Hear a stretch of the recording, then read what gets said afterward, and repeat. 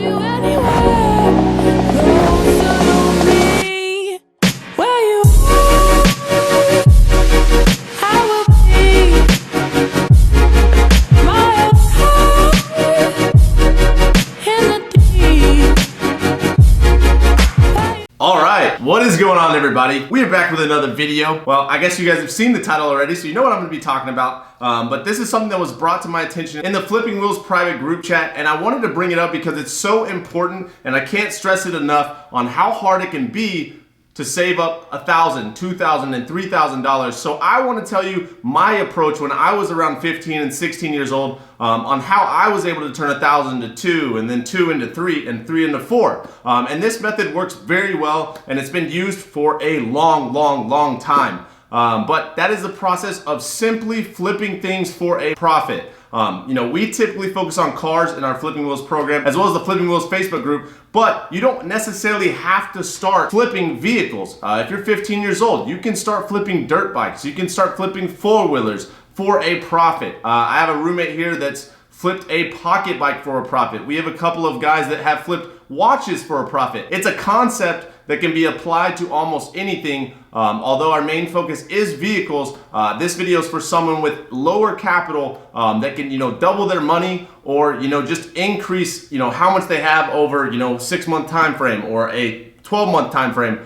So I am actually going to show you a little more in detail on my computer on how I would approach this if I only had $1,000, and if my plan was to either double it or get close to, making, 50 and 60 and 70% gain on that $1,000 in a short amount of time. Even if it took 2 months, that's probably a little quicker than, some people take to save it up. Just like my brother, for example. Now I think he's doing really well with this, but a couple months ago, he was wanting to save up $600, and he had a lot of payments to pay out. So it was very hard for him to save money because he had so many bills to pay on. Him trying to save $600 was very difficult. But now I showed him how to buy and resell for a profit, and he's actually selling with my dad at his used car lot and doing very well with it. He turned, I think, his $600 into like $1,200 in a very short amount of time, or maybe it was $1,600. It was a huge profit margin on just $600. But the hardest part, again, and he'll even say it himself, was saving up that money. So let me show you my screen,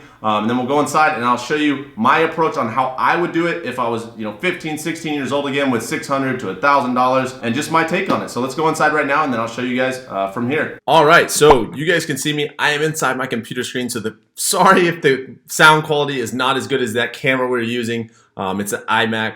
Or actually it's a MacBook Pro, so it's not about the quality though. It's going to be about the information that hopefully you guys will learn from this video. So I'm going to go inside my screen. I'm going to get on Craigslist, and that's where I started. You can start on other apps like OfferUp, LetGo. Facebook Marketplace is very good now too, but Craigslist, I feel like, is the most familiar with people. It's been around the longest, and it's still a very good app to use. So if you have $1,000, this is how I did it when I was younger. And I'm actually going to take a different approach rather than, most times I would go into the car game. I'm going to go into the motorcycle and dirt bike game and just show you guys, what I would do based on a couple of factors.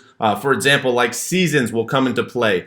Knowing who you're going to target is going to be a big deal. So let me go inside right now and show you my screen, and then let's go from there. All right, so we are inside my screen. As you can see, I'm on Craigslist. You can see cars and trucks. So I'm gonna, oh no, we're not doing cars and trucks. Sorry, I'm so used to going to cars and trucks. I need to find a new car to drive while I'm flipping it. But we're gonna go into motorcycles, right? So if you have $1,000 and you're wanting to buy something and you're younger, or maybe you're older and you just want to, do a side hustle or build some capital off $1,000, and maybe you have more to invest in the stock market, or whatever it is. But regardless, you have $1,000. So what we're going to do right off the bat is set our price range accordingly. This is very important because people will think, okay, I'm going to set my max price limit at $1,000 because I have $1,000. That's already going into it the wrong way. You want to find something that's worth way more than $1,000, but negotiate down and then sell it back for a good price. So we're going to do the minimum price of $500. Since we're doing motorcycles and dirt bikes, I think a couple smaller dirt bikes that dads might buy for their kids will be in that $500 price range. So we want to be able to still see those when we filter out the other ones. So we'll start with $500, and then we will go all the way up to, let's say, $1,700, which will give you a good, no, let's say 19. $1,900 will give you a good cushion if you have $1,000. I think some of these deals, people might take $900 off of a $1,900 bike. It may not be likely, but again, it's a numbers game. If you find 10 of them and you offer 10 times, you only need one to accept it. As long as you understand that it's still a good deal at the price you're paying, then just go from there. And also, another good thing with dirt bikes and stuff like that, it's usually cosmetic issues that are the problem. It's very easy to identify if there's an issue internally with the motor. Usually they just smoke really bad out the exhaust pipe, like a whitish blue smoke. That means that maybe the piston rings are burnt, or it's just a worn out motor. But they're very, very common to evaluate. So the risk there is almost none compared to a car, where there's a little more risk on this $600 to $1,000 car side. Here, you can get a very, very good bike for $600 to $1,000 as far as dirt bikes and stuff like that go. So what I did when I was younger, all right, sorry guys, I had to plug in my laptop. It's only on like 12%, and when I'm filming, it will literally die randomly, even at this battery percentage. So what I did when I was younger is that I would find these car deals or I would find these motorcycle deals that I knew would sell, and they were high volume motorcycles. For example, I have bought and sold a CRF 50. If you guys don't know what that is, that's a Honda dirt bike. But what I want you guys to understand is that if you type in this CRF 50, you'll see all kinds of price ranges, right? You'll probably see a couple. Here's one for $850. So they're very, very cheap, right? $1,150 with a big bore kit, which means it has a bored out engine, so it has a little more power. It's more of a pit bike style. It's probably got big handlebars. But what this does is you're getting a quality bike, so it's going to reduce your risk. It's probably going to be sold to a dad that wants to get it for either their kid's birthday, Christmas, or whatever that is, or maybe they just want to get it for their son because they want their son to ride with them, and it's a perfect starter bike for a 7, 8, or 9-year-old, or even 15-year-old to ride and learn on. These are the ultimate bikes to do that with.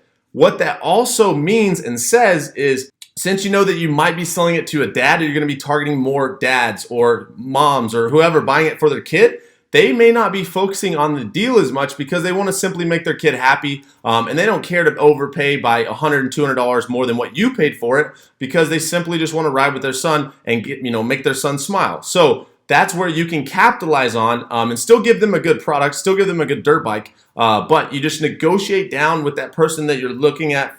For example, this one right here, $850. You go, hey, will you take $600? Once you go and look at this, after they've accepted the offer, you go and look at the plastics. You make sure that everything cosmetically looks good. You start it, you ride it. They don't have a lot of power, but just make sure it doesn't smoke out the exhaust. Usually you're good to go, especially on these 50cc motors. They're very, very reliable. So again, like I said, to reiterate, it's that Honda name. It's got known for that reliability. It's got a huge audience. That's another pro. And then selling to a dad. So since Christmas is coming up, this is where seasons come into play. These bikes are going to inflate over the next couple months. So October, November, and December, people will probably be listing these bikes for about $1,000 to $1,100. Right now, this one's listed for $850. So imagine if you had $600 and you offered $6. He says yes. You go evaluate it. Since it's a known bike that has a good reputation, you're going to reduce your risk or reduce all the things that you're going to have to know. So if you don't know a lot about bikes, this is a perfect one to start on because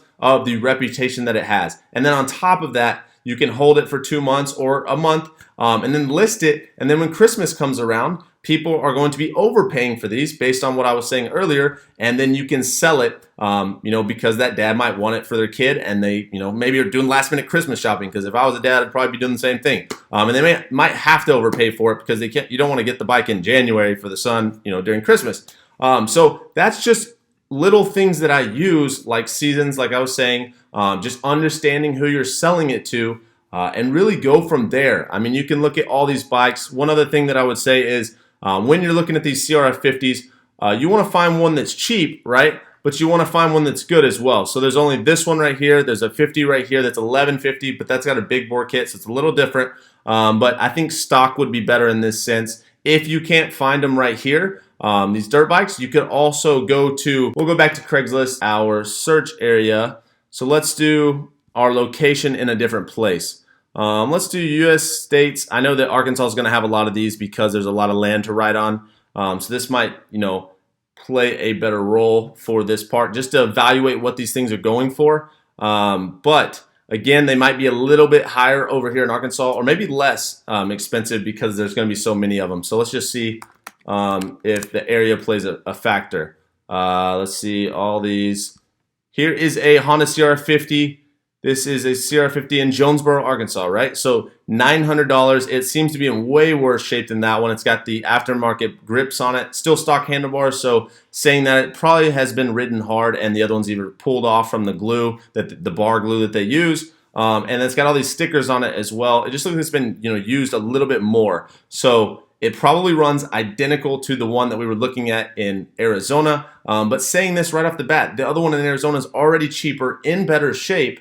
So now if you can get it for $6 and they're selling for $850 to $900, waiting till Christmas, they're probably going to at least be selling for another $150 to $200 more. So now you negotiated down, built that margin of profit, and then you can sell it at an inflated time of year. So I think that's very important. All these little tips and tricks that I explained in this video are very, very useful with anything. It doesn't have to be a dirt bike. It doesn't have to be this little 50. It can be anything, but it's important to understand your target audience, what time of year it is. Are you getting a good deal right then and there? On top of that, and then who you will be selling it to as well. So I'm gonna go back to that full screen and then really close this video out for you guys. I hope you guys learned something from that. I think it's very, very helpful. I just wanted to show you my actual screen so that you can get like a real visual idea of what I mean exactly. All right, guys, so that is my take on how I would start flipping things for a profit. I know it was a little bit of a lengthy video, but it's very, very important that you guys, even if you have to, go back and watch that. It's very important to understand this concept because